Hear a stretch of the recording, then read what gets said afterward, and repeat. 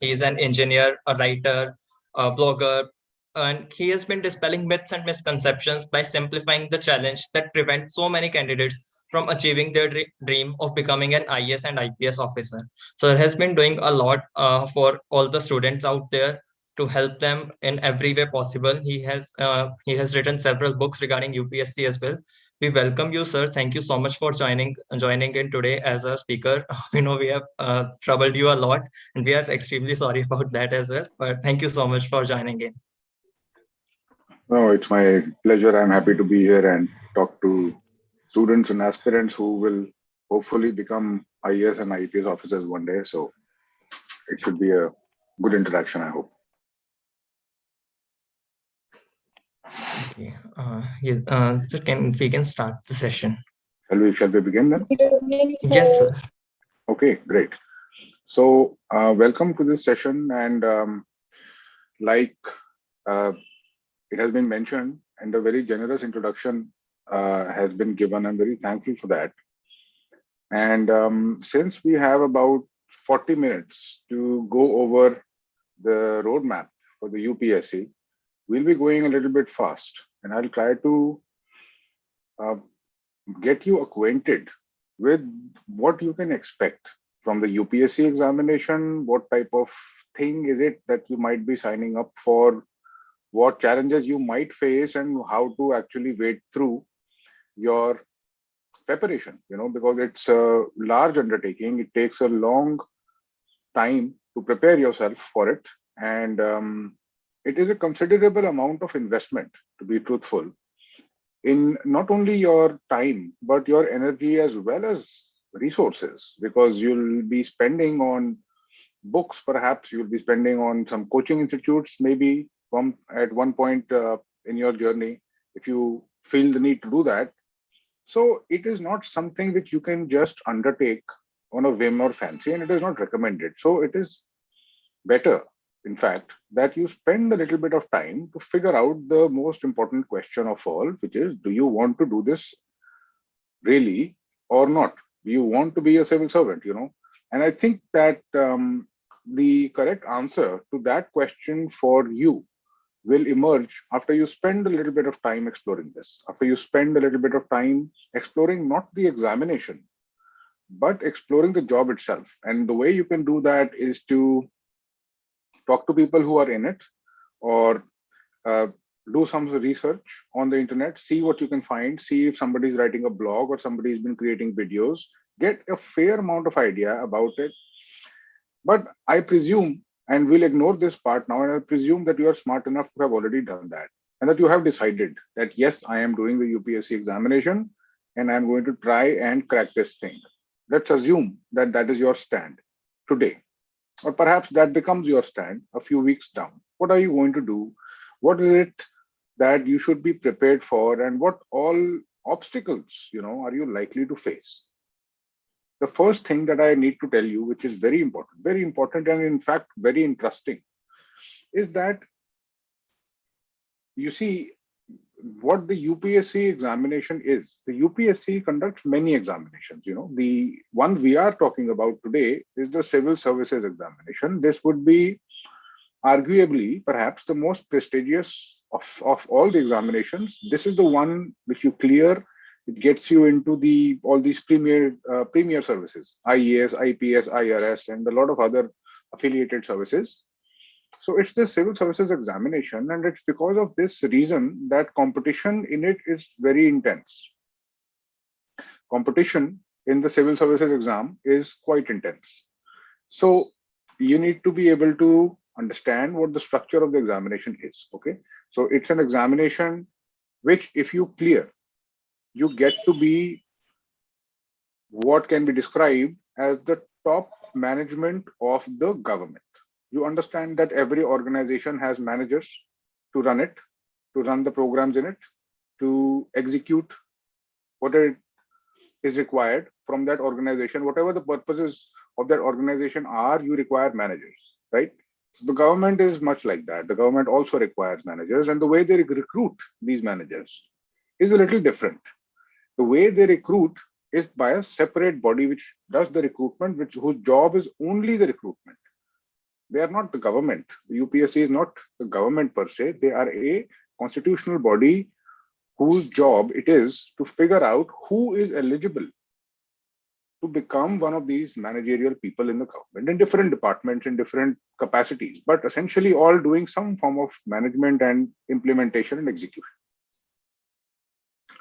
Now, that being said, the most important thing for you to understand is this. You cannot treat the UPSC examination as a hurdle, as an obstacle. You know what I mean? It is not something to survive and just to get through because it doesn't work. It is more than an examination. The way it has been structured is in many ways the UPSC trying to figure out exactly how suitable are you for a job in the Indian civil services. How do they figure this out? They figure this out by giving you an examination. They figure it out by putting you through stages of elimination. They figure it out by asking you questions which a future civil servant of any country or of this country in particular should be aware of. Okay. They will not just be testing your knowledge to see how smart you are, because everybody knows that there is no dearth of smart people in the world. And the government can have its pick of smart people. But what they want to know is how much critical thinking, independent thought, and reasoning you have. What is the level of maturity which you bring to the table? That is how the examination is structured. And I'll tell you more in some detail about it. I've already covered why it matters, and essentially it means that you need to be prepared for the investment of time, energy, and hard work. From my own experience, I can tell you that if it is something you want to do, this job is, in fact, very, very prestigious. It brings a lot of respect. Perhaps it brings undue respect. You get respect which you probably don't even deserve just because of you having cleared this examination. Now, that has something to do with the way our culture is constituted. The fact of the matter remains that it stands apart from other jobs. It is not like private jobs. It's a very different job with a very different profile, with a very different set of responsibilities. If you think that is your cup of tea, and if you think that you've done, the due diligence which you need to do to jump into something like this, then we can begin. And I'll tell you more about the structure of it now. We'll get into some details so that I can get you through, the entire gamut of it. So it starts with what is called as prelims. Prelims is the preliminary examination. This is a survival round. This prelims examination is conducted every year once, and you will be given two papers. You have two papers of 2 hours each. One of them is a qualifying type of examination with English and mathematics, which is easy enough. It doesn't matter. It's not competitive. All you have to do is pass in it. It's called CSAT, the Civil Services Aptitude Test. It's not very difficult. The other one is a little bit difficult. The other one is called General Studies. The General Studies includes pretty much everything that's happening in the world and particularly in this country. Now, there is a syllabus which the UPSC puts out, and you should be well acquainted with that syllabus. I'll tell you more about that. But so essentially you have the prelims examination every year, roughly. These are not accurate and very updated figures, but roughly you can expect around 10 to 15 lakh people in India try to give this exam every year, prelims. Out of that, around 5 to 6 lakh people actually appear in prelims. Most of them fill up the form, but they don't even appear in the exam. Out of that, about 15,000 roughly are chosen to write the mains examination. The mains examination is a complete set of examinations, written examinations. They are a lot like your board exams, or perhaps like your semester exams. Like you have a date sheet in your semester exams where they test you on different subjects, right? The mains is like that. They will test you on 7 different exams. 7 different tests will be given. That entire syllabus can be found on the internet everywhere. I'll share an article of mine which simplifies it to a large degree. And you can go to my blog, becomingies.com, and there you will find all this information rather easily. The important thing which you might not find there is how the examination is to be survived. So at this stage where you are right now, we will focus on prelims and general studies essentially. This general studies is the core of the examination. They will ask you this in prelims. They will ask you this in mains. They might also ask you this in the interview, which of course is the final stage, as you know, and it begins after you clear the mains and you get called for an interview. You get awarded some marks based on your interview, and then they add up, the marks of your mains examination and the interview, and they'll give you a rank. And on the basis of that rank, you get allocated some services. They will ask you to fill out a form in which they'll ask you to give your preferences. Do you want to serve in the IAS or the IPS or the IRS or the IFS? So you will have to rank them. This is my first preference, this is my second, this is my third preference, and so on. When the final result comes, and if you make it in the list, the people with the higher rank will get their preference first. Okay, so let's say everyone has filled IAS as their preference, and there are 100 vacancies in the IAS. So the people from rank number 1 to 100, the top 100 people will get IAS. IAS gets filled. Then typically it is the IPS.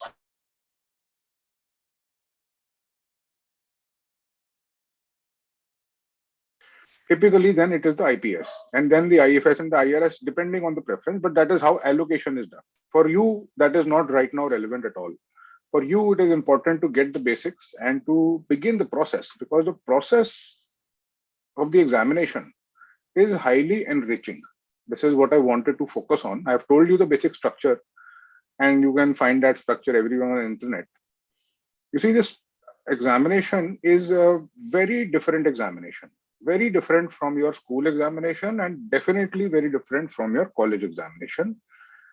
Since you are now in college, you will have begun to specialize. This specialization, you see, begins in our education system after the 10th, when they ask you to choose, you want non-medical or medical or humanities and so on.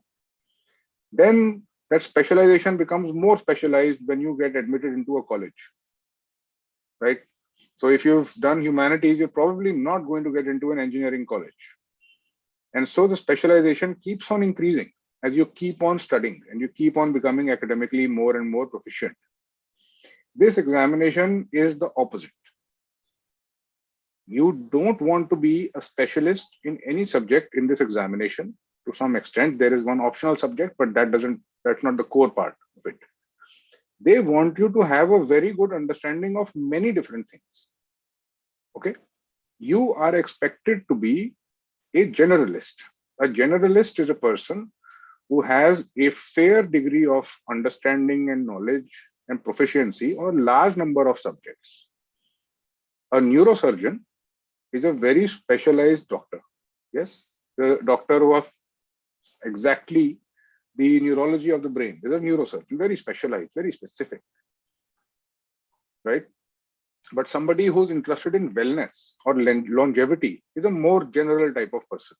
So that is what this examination, this job is going to be like. The first thing you need to do is go through the UPSC syllabus and go through the previous year questions.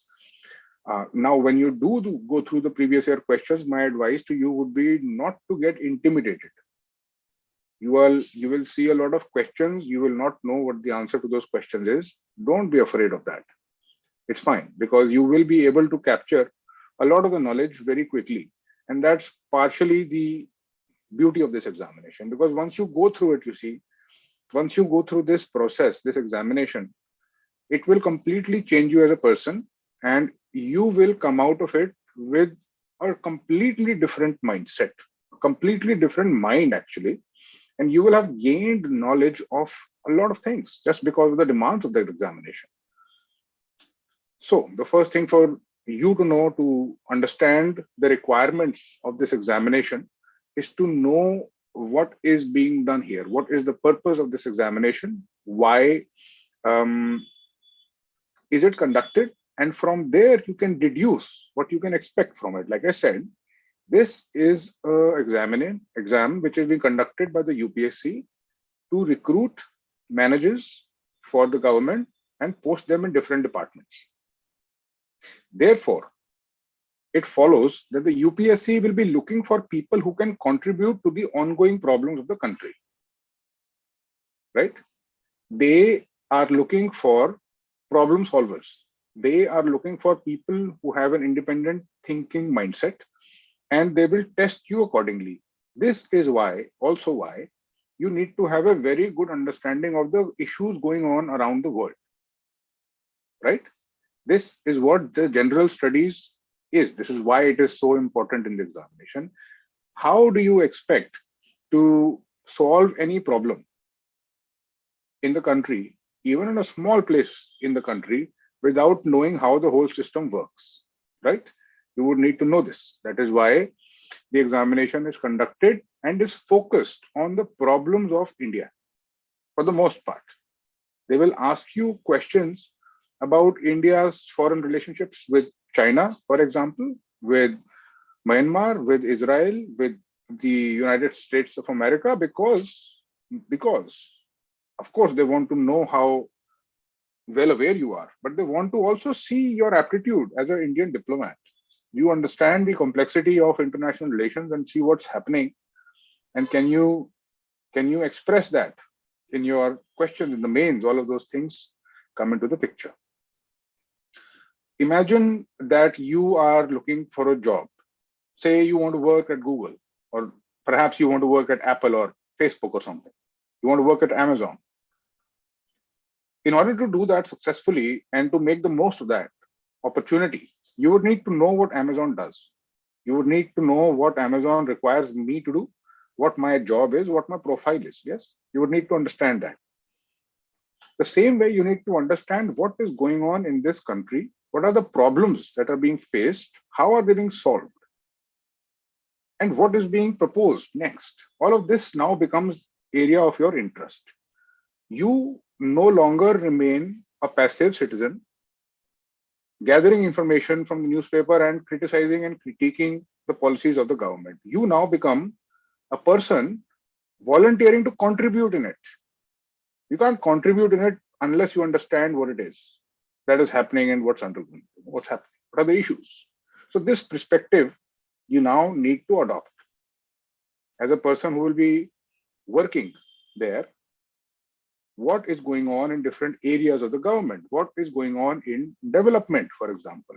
What is happening in the economic sphere of the country? How are jobs being created? If inflation is increasing and everything is becoming more expensive, what is the government doing? What can they do? What does the RBI do in this? What is their role? All of these questions now become relevant for you. You see, this is how you start to think and approach the knowledge. It is now no longer just an examination of your college or your school, that you need to go through, because number one, the nature of it is different, like I have mentioned. Number two, the competition is intense. So in order to distinguish yourself and to remain competitive, you would need to have a wide perspective of these things. And to start with a orientation like this is extremely helpful. I've time and again seen people completely transform and perform much better when they understood what the exam was really about. Because once you understand what it is about, the questions they ask may start to make sense. If you look at the previous year questions now, for example, for the prelims, it might intimidate you because you will find questions from ancient history to cryptocurrency to some strange species of animal which is now going extinct, from climate change to the Indian revolt for independence in 1857. All that terrain, a lot of knowledge is covered in that examination. Very wide, very vast area of knowledge is being covered there, right?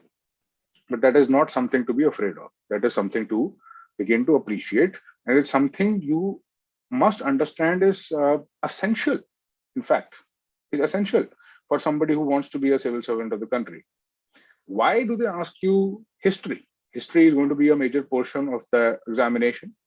They ask you history for a number of reasons. Of course, one being that you can't really contribute or govern a country unless you know how it came to be the way it is.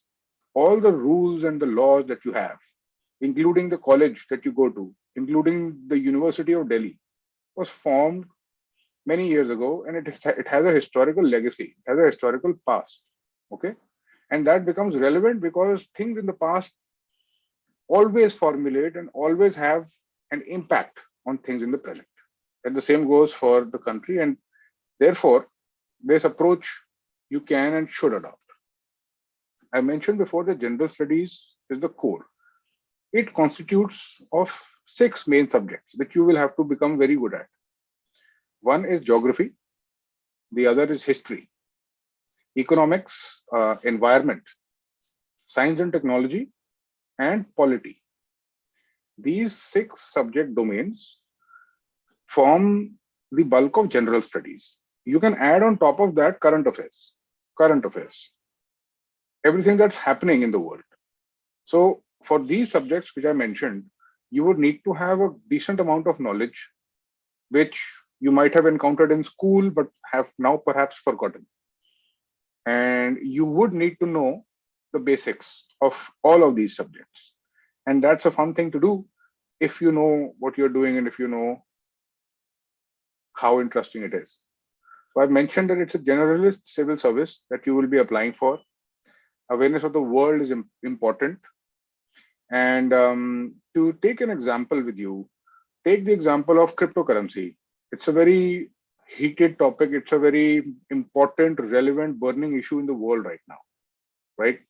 And there is infinite amount of information about it out there. If you as a person are interested in the UPSC examination, from what lens do you look at the cryptocurrency thing? Say your job is to clear this examination. How do you look at it? You look at it from the point of view of the government, or also from the point of view of the people. What impact can it make for the government? What are the benefits of it? What are the disadvantages of it? What is the ongoing debate? Should it be controlled? Should it be banned? Should it be allowed?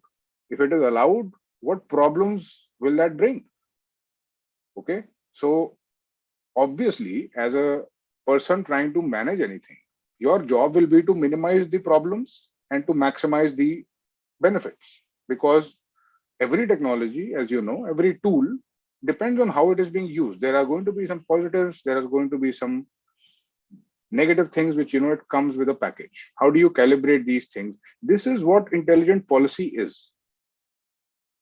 Once you start to engage with this topic from that perspective, it will start to become interesting, and you will begin to select the right bits of information and begin to get actually very, very well aware of the issues of the world.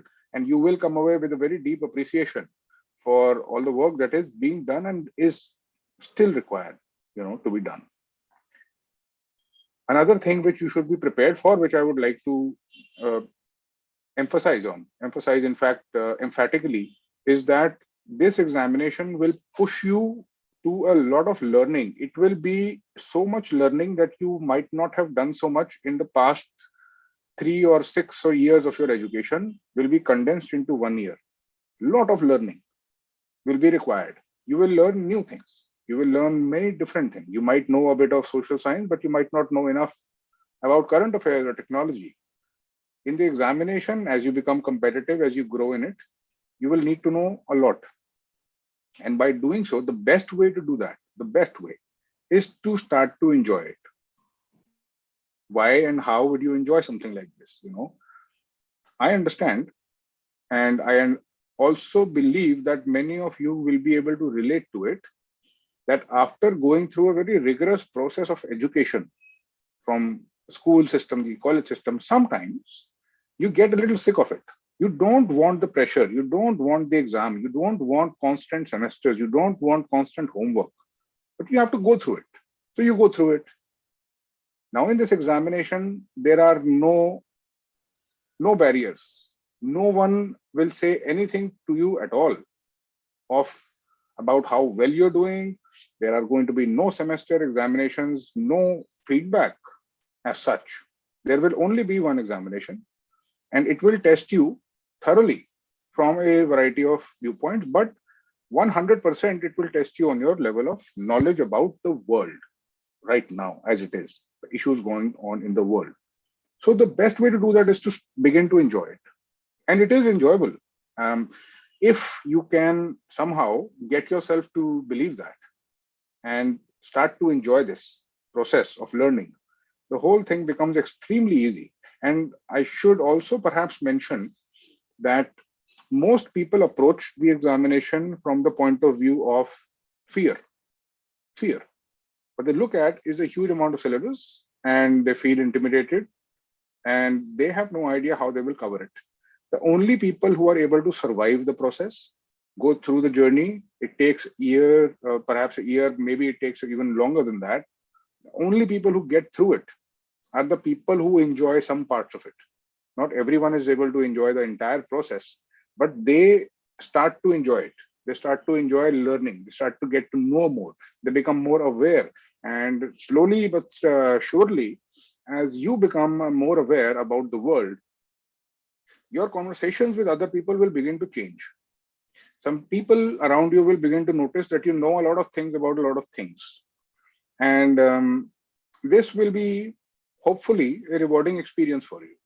So it definitely changes the type of person you are. It will catch people's attention and it will demand some respect from you, for you. You'll get some respect for you from the people around you. So that's a plus thing. It's something to look forward to. It's something to keep driving you towards your goal because, like I said, it's a long drawn process. One thing which I have learned from the entire examination and one takeaway, I guess, which I have for you is to incite curiosity, right? I told you that you should enjoy the process, but enjoying the process is easier said than done, right? There's no button you can push to start liking something. You can't just say, okay, fine, I'm going to like this now. I'm going to enjoy history from now onwards. It doesn't work that way. Something else is required. And that something is curiosity. Curiosity.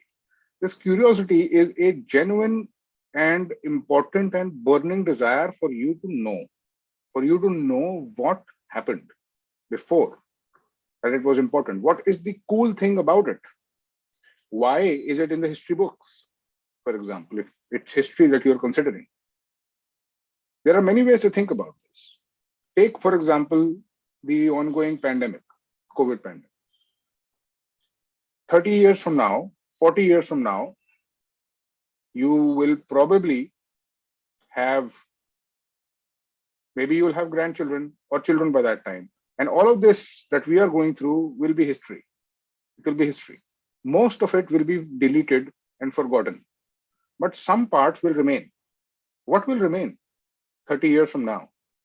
Obviously, the COVID pandemic will remain in history as something very important that has happened, right? So by that logic, the stuff that you are reading in the history textbook were all mega events, very big events, which impacted a lot of people. That's why they're there. That's why they have found their place in the history books. Your job to begin to get curious about history, for example, is to ask that question to yourself. What really must have happened to the people there at that time for this to be so important, such as to form a historical chapter? The partition was a historical chapter in the country. And if you are curious enough, you will go slightly beyond the book and begin to realize the stories and the horror which people had to ensue during that time, right? And the same is the case with everything, with the invasions which India constantly had bombarded with for many years, until the Mughal rule was established. And then all of a sudden, you have people coming from Europe who want to trade and then slowly establish power and become the most powerful, most powerful organization in the world. And they stayed that way for 150 or 200 years. Imagine that. No organization today can claim what the East India Company was at that time. They became so powerful that their governments had to literally take over them, to control them, and actually had to absorb them in the government. They were the people who were able to actually capture and rule this country for 200 years. That is interesting. And you should be aware of that. You should be curious about that. That's something to explore. That is something to get to know more about. That is, I think, very interesting, in fact.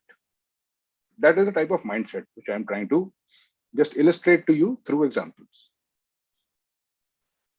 This is an advice which I'm sure you must have heard before. And it is quite simple and relevant. You need to start reading the newspaper. Now, you might ask which newspaper. And my advice and recommendation would be to read the Hindu. The Hindu, because they cover news from the point of view of the UPSC to some extent. And when you compare it to other newspapers, it just appears to be the best, more or less. You might use other newspapers, it will not make much of a difference, but it is standard. The Hindu is such a gold standard that it's just a very safe recommendation and a safe thing for you to follow. Follow the Hindu, but I don't mean that you pick up the Hindu newspaper and start to read the whole thing from scratch. Don't do that. I wish I could demonstrate.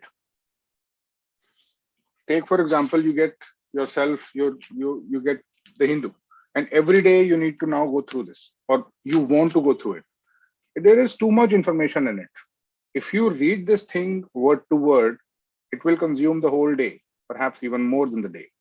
It's not possible to read everything in it, and it is also not recommended. So what do?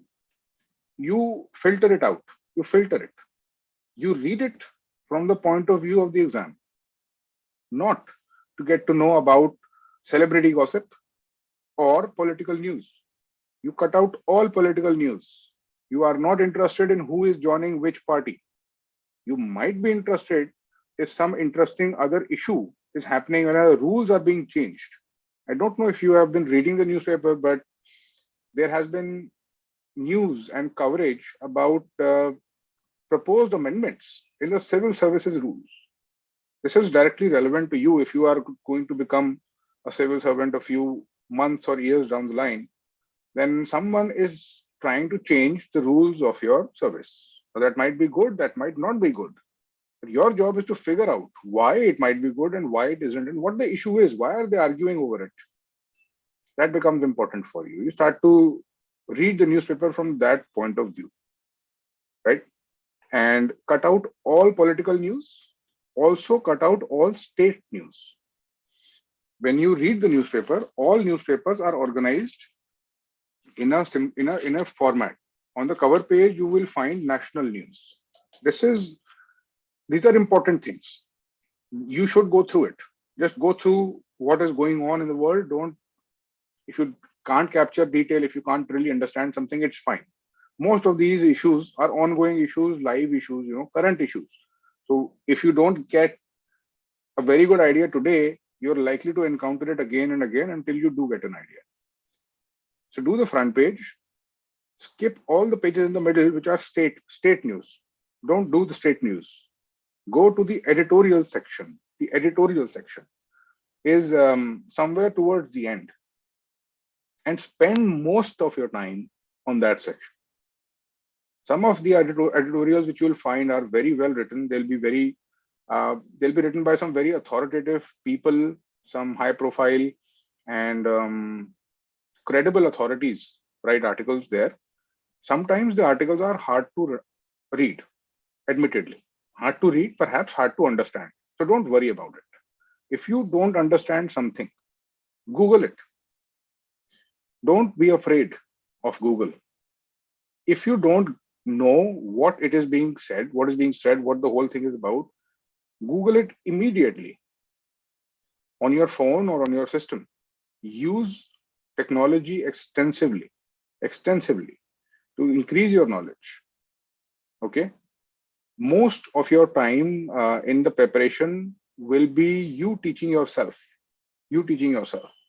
And it's okay to not know, but it's not okay not to learn. You have to keep learning, you have to keep figuring out and finding more connections, and knowledge will expand very quickly. This is something I should tell you, so as not to perhaps give you any anxiety, but to actually reduce your anxiety and give you some reason to be happy. You see, knowledge does not increase on a linear pace. That means if you read a book, and if you read another book, and if you read another book, it is not like your knowledge will increase 3 times. Knowledge increases exponentially. It is like a network. You get some concepts, become aware of some concepts. Those concepts lead and connect to other concepts, and it becomes a network. Very quickly it expands. Okay, it doesn't take very long for knowledge to expand. So 6 months or 1 year of you dedicating yourself is enough to completely change the amount of information you have in your head. So that is something that time frame is realistic. Don't be intimidated, don't be afraid. It can be done, and all people, so many people, thousands of people actually do it every year. I mean, nobody comes at this thing with a complete set of knowledge. Nobody has been reading newspapers. Nobody remembers what happened in history unless you've been doing history honors or something. And if you've been doing history honors, you probably don't know what's happening in geography. So everybody comes at it with a clean slate. You have an even type of playing field here. Okay, you're going to be good at some things, the other person is going to be good at other things. The person who's going to actually clear the exam is the person who keeps pushing, keeps trying to learn more and more, and does not stop.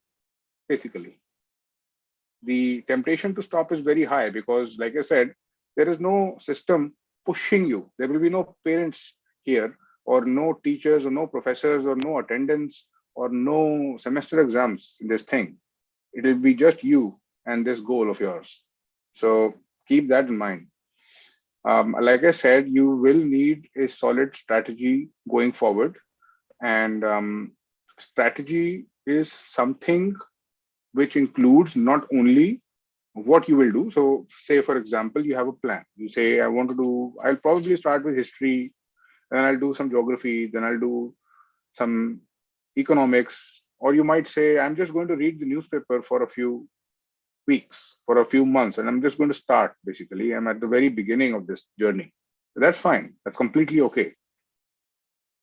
What you are going to need is an accountability mechanism. You want to make sure you remain on that track. It's a lot like you trying to obtain or achieve some fitness goals. Say you want to build a lot of muscles, you want a six-pack, or you want to lose weight, or you want to have a much, much better body. So this requires a lot of hard work, and the process cannot be short-circuited beyond a certain extent. You have to go through the motions. Everybody has to go through the motions of dieting, or going through the process of exercising of hundreds of hours on the treadmill or jogging. All of that just has to be done. So the people who end up doing it are the people who have some mechanism to make sure they are doing it. Keep pushing yourself and keep making sure that you don't quit. That becomes so important. It might not be obvious to you now, but it will become obvious when you begin. So when you cover the syllabus, you can follow what I call the Hexa task method. The Hexa task is a very useful method, and it will make sure that the level of your understanding and knowledge is very high. What do you do in the Hexa task method? You take any subject, take economics or history or geography, and say you want to now start to build knowledge about it. You want to become competitive in the examination. You follow 6 steps. And only after you follow these 6 steps can you claim that you've actually done it. The first step is big picture formation. Big picture formation is followed, as you can see, by first reading, by second reading, analyze previous year questions, revision, and testing. So these are the 6 steps you need to follow if you want to claim that you've done something very well. What is big picture formation? Big picture formation is the best part. It is the part where you can have the most fun, when you can have really a ball, and you can have you can indulge in curiosity. Big picture formation is the process, at the time of you getting an overall overview, a narrative of the subject without getting into the specifics.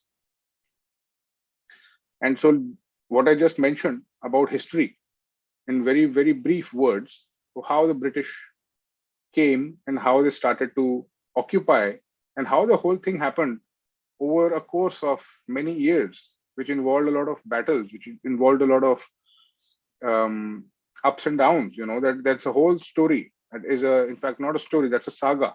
And so, a big picture formation of that is you knowing what the story is broadly. You don't know the players in the story. You don't know the exact battles in the story. You don't know the dates on which these stories, these battles, these milestones occurred. You don't have factual understanding, but you have the narrative. That is big picture formation. And you should do big picture formation for all these subjects first. This is how you build conceptual clarity.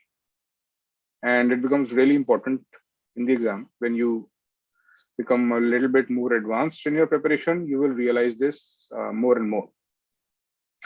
And so that is the method which I recommend. There's a lot, really lot to be said about this stuff, because I've been doing a lot of work in this regard, trying to simplify the process for UPSC aspirants. And this is one tool which many students are now using. It captures the whole preparation of the UPSC, but don't rush into it. First, take your time and prepare yourself for the broad examination. Get yourself acquainted for the pattern. Have some form of strategy, have a solid commitment in place, and then begin the process with the mindset of you going into something adventurous, something risky, something exciting, something with very high stakes, something which is going to be very rewarding. With that mindset, go into it, capture the details from becomingies.com. A lot of useful articles are there. It's going to be very useful. You get all the basic information with you. You can have a solid start, hopefully, by that time. And I run a free mentorship program for UPSC aspirants, and you are welcome to join it. Completely free. I guide people and I also teach them as much as I possibly can in my schedule. And so that option remains with you. And that being said, I have consumed about 44 minutes of the time allotted, and it is over to Prateek now. And if you would like to open the house for questions, I'll be happy to take them. Sure, it was really wonderful listening to you, sir. We just lost the track of time. But it was so inspiring. Me personal being a UPSC aspirant, it was so wonderful to take these pointers. Thank you so much for that. So I would love to request if anyone having any question, they can drop it in the chat box so that I can ask the sir regarding the same. So till the questions come, I personally have a question which I've been figuring out since very long. So there is this conception when you are preparing for UPSC. So people say that you should be focusing only and only on UPSC only. You shouldn't be avoiding each and everything in your life, like your college studies. You shouldn't be taking much into them. You should be avoiding your social life. You should be doing that. You should be doing that. Look, basically, they ask that UPSC demands your sweat and blood. So is it real, like for real, is it okay to leave everything aside and just focus on UPSC, and where the passing percentage is barely 1% if we go ahead mathematically? Yes, Prateek, that is true. It is true. It does require sacrifice, and it is hard. There's no question about that. And but you see, it's not. It doesn't demand anything. The examination demands nothing. They don't care how socially active you are, Mhm. and they don't ask you where you've been or how well you did in your college. They don't care at all. The reason it becomes like that is people become invested and they realize that if I do not put in these many hours, there will obviously be many people better than me, and I won't get the place which I want. I have to fight for that place. It's the competitiveness which makes it hard. It is the syllabus being quite vast which makes it hard. And when you sit down with it, you realize, okay, the prelims is coming. I want to give the examination. Say you want to give it in 2023. Mm-hmm. You sit down with the calendar and you realize, say, I have around 400 days to go, 455, for instance, right? And you figure out also that I have about 10 subjects to prepare. I have to prepare these general study subjects, optional subjects, ethics, and so on, all of these things. And you say, you finally divide the whole thing by around 40, for example, by 10, say, for instance, although that's an oversimplification, you realize you have 45 days for a single subject. 45 days for something like history, if you have never read it before, to become very good at it is not a lot of time. Same for geography, same for, and then you realize that I really can't afford anything else at this time. It is the demand to meet the demand of the examination. It just happens that you will have to sacrifice. Okay, so there are lots of questions pouring in. I'll just try to combine them up so that it will save yours time as well.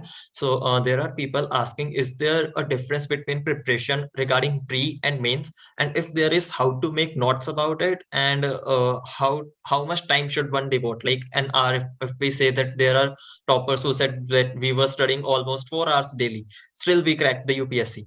So is this hour thing really matter? The same answer to your previous question applies squarely. The hour thing does matter and it fluctuates, but it fluctuates. You can't have an hourly target. It makes no sense to have an hourly target. You need to have a quality target.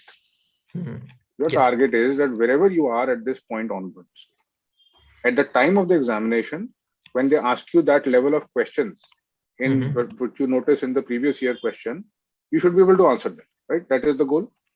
Without that, we are not going anywhere. So in order to get to that level, you will need to put in X amount of hours.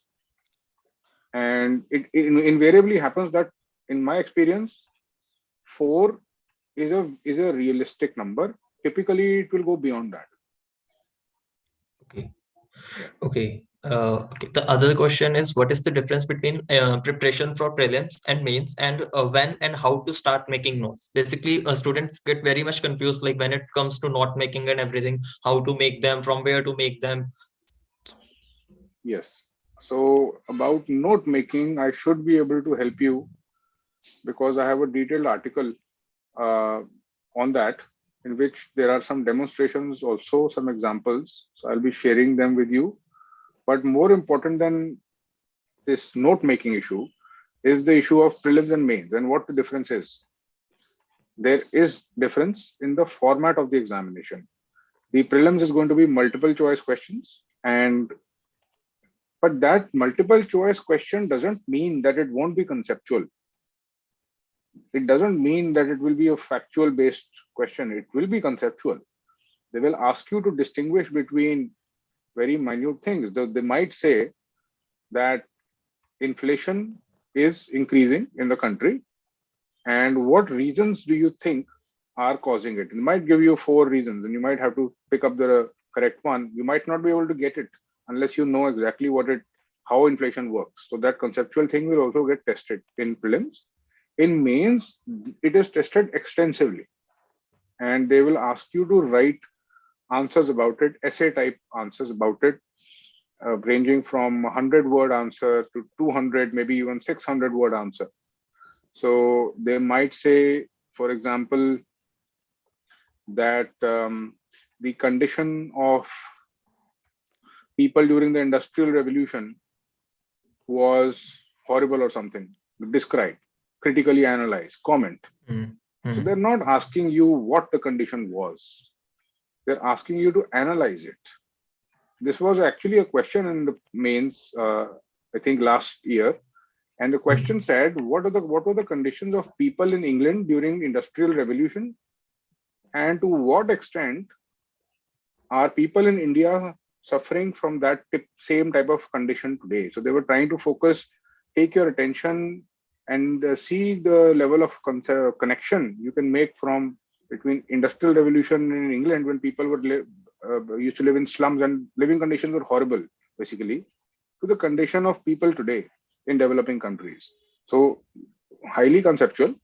Not only do you need to know what the issue is, the knowledge is required. You need to know what the industrial revolution was and how it affected quality of life, but you also need to be able to connect between today and the condition today. So heavy emphasis on conceptual clarity in mains versus prelims, and the requirement for you to write, for you to express this thing in very short amount of words Okay, is to hear, tested. sir. That's so wonderful. Coming to another questions, we have few questions that how to choose your optional subject, and there are some myths regarding NCRT. Are just NCRT enough, or do we need some other series as well? Because people say that okay, if you have done NCRT, you can clear the UPSC. So there is this misconception or a myth prevailing in the, to be honest, UPSC aspirants. So is this true? And if it is not, then what is the strategy to overcome that? And optional subject is there. So no, NCRTs are not enough, because you will find questions which are not even remotely close in the NCRT.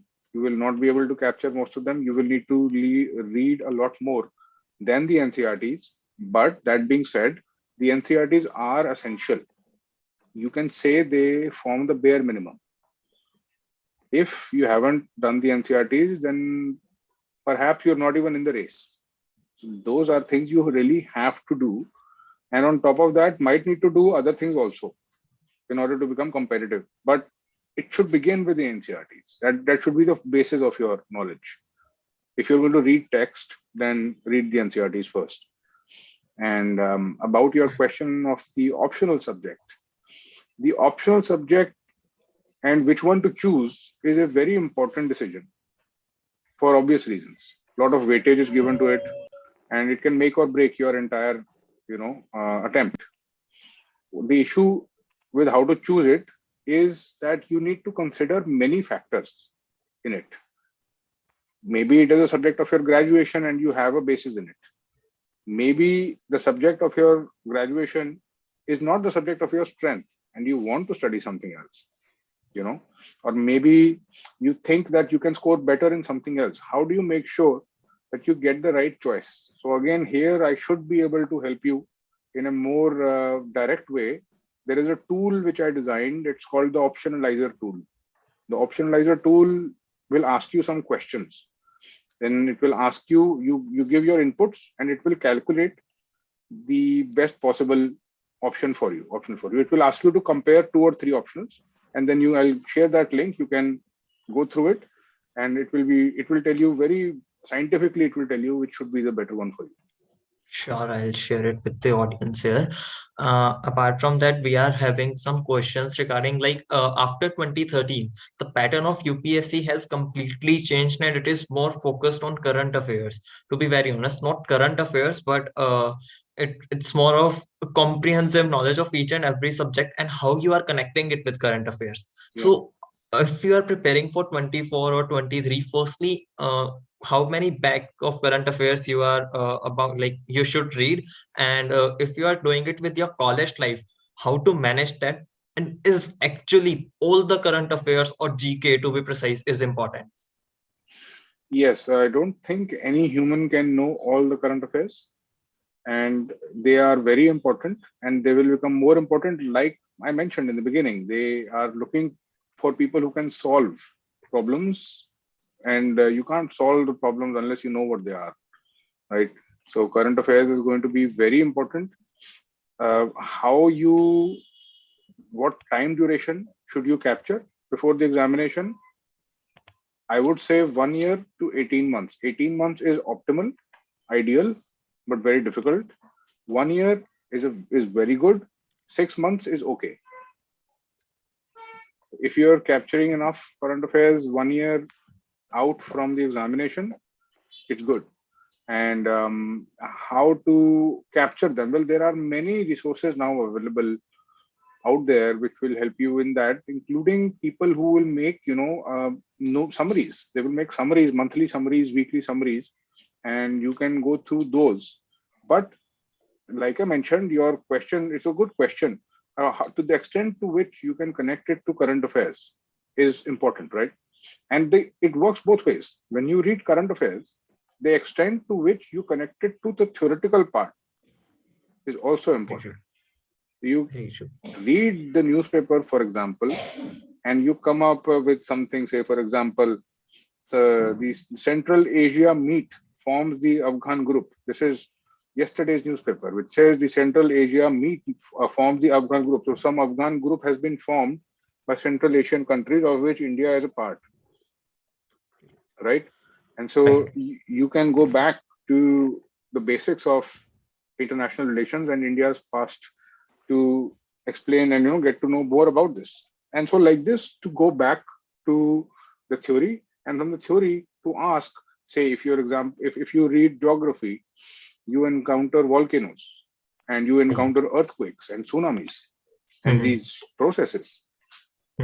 If you're curious enough, and if you have been going through the news, you will know that a very, very large volcano just erupted in Tonga, which is near Australia and North America. It's in the Pacific Ocean, in that ring of fire, and that becomes important for you. So if you are reading about Tonga in the newspaper, you should take a look at what earthquake or volcanoes are, how it works.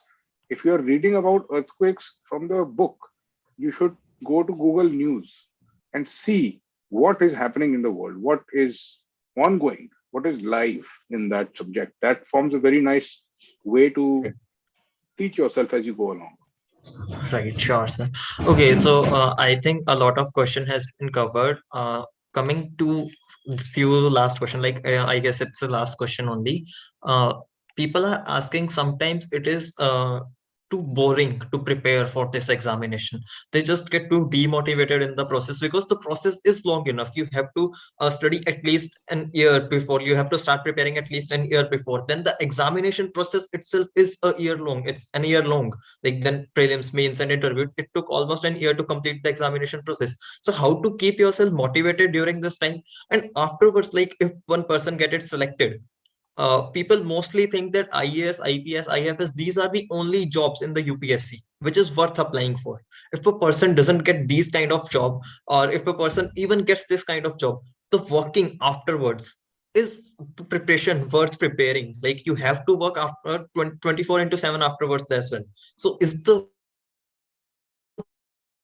preparation worth preparing, and how to stay motivated in the meantime when you're preparing for this?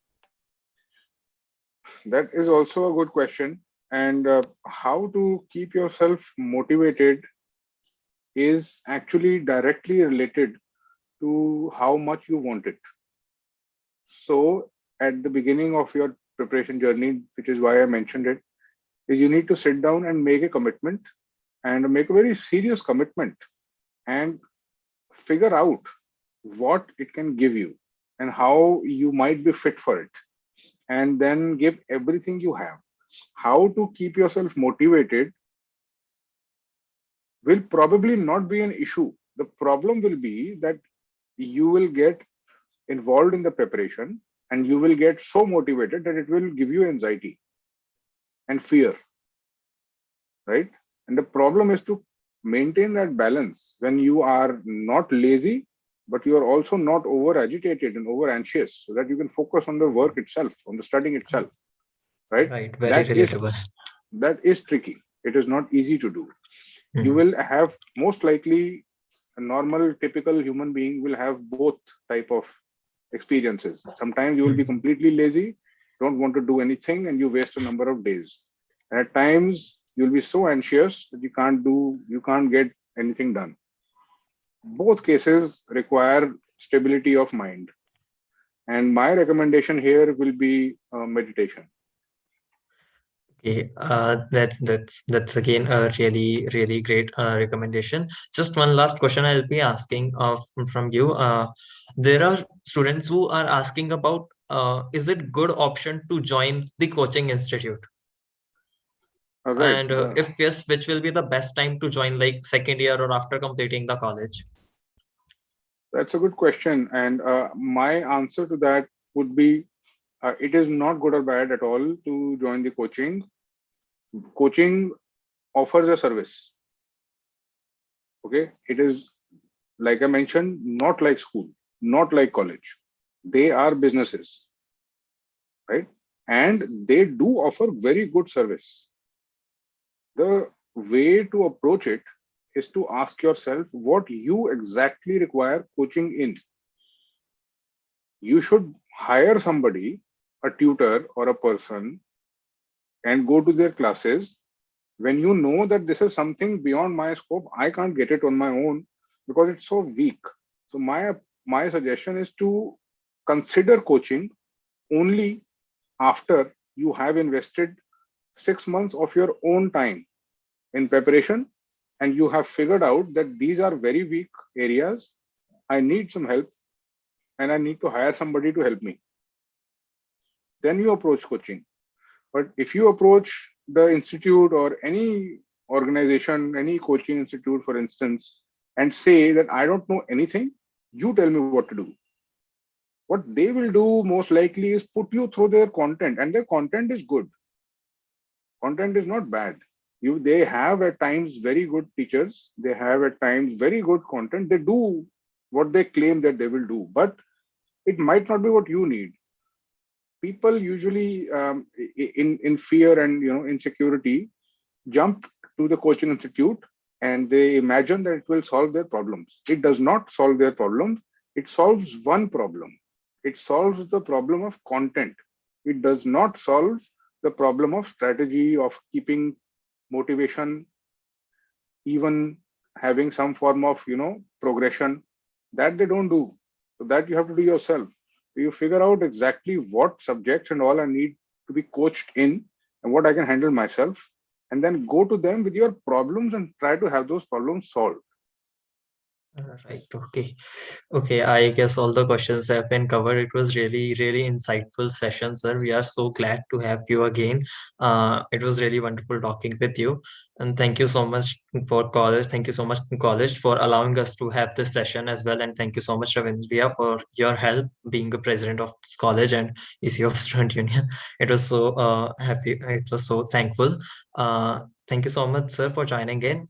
Due to some reason, there was an emergency. So on behalf of him and entire college, I thank you, and really sorry again for all the troubles he have caused to you. Thank you so much. Thank you so much and all the best. Sure. Okay. And sir, if it is possible, please share that link you are Yes, talking about, the mentorship program. I would love to share it with students. I'll do that. Sure. Uh, Thank you so much. Thank you. Thank you, Pratik. Thank you.